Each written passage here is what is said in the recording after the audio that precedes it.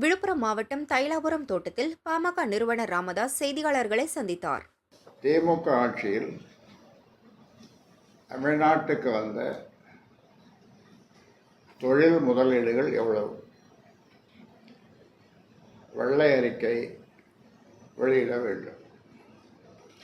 தமிழ்நாட்டுக்கு தொழில் முதலீடுகளை ஈர்ப்பதற்காக இம்மாதம் 27ஆம் தேதி முதலமைச்சர் மு.க. ஸ்டாலின் அமெரிக்கா செல்லவிருப்பதாக அறிவிக்கப்பட்டுள்ளது.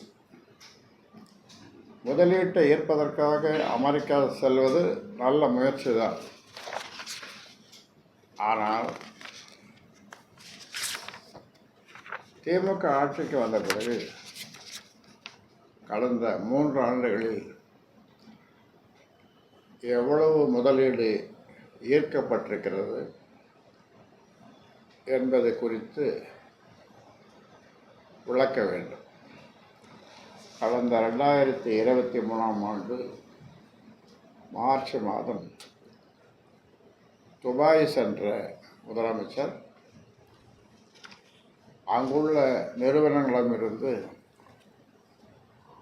6100 கோடி முதலீடு ஏற்பதற்கான ஒப்பந்தங்களில் கையெழுத்திட்டார். அதைத் தொடர்ந்து கடந்த பிப்ரவரி மாதம் ஸ்பெயின் சென்ற முதலமைச்சர் அங்குள்ள தொழில் நிறுவனங்களிடம் ரூபாய் 3440 கோடி முதலீடு பெற ஒப்பந்தம் செய்து கொண்டார். ஆனால்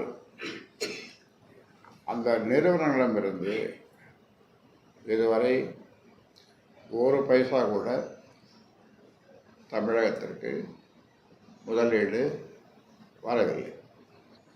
திமுக ஆட்சிக்கு வந்த பிறகு ரூபாய்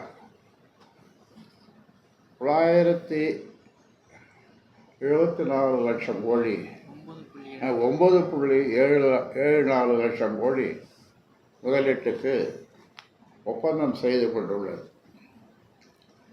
ஆட்சி காலத்தில். அதன் மூலம் 18.70 லட்சம் பேருக்கு நேரடியாகவும்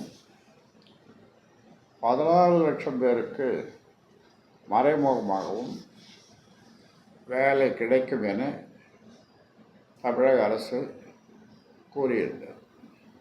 அவற்றில் இதுவரை எவ்வளவு கோடி ரூபாய் தொழில் முதலீடு வந்திருக்கிறது, அதன் மூலம் எவ்வளவு பேருக்கு வேலை கிடைத்துள்ளது என்பது குறித்து முதலமைச்சரின் அமெரிக்க பயணத்திற்கு முன்பாக தமிழக அரசு வெள்ளை அறிக்கை வெளியிட வேண்டும் என கேட்டுக்கொள்கிறேன்.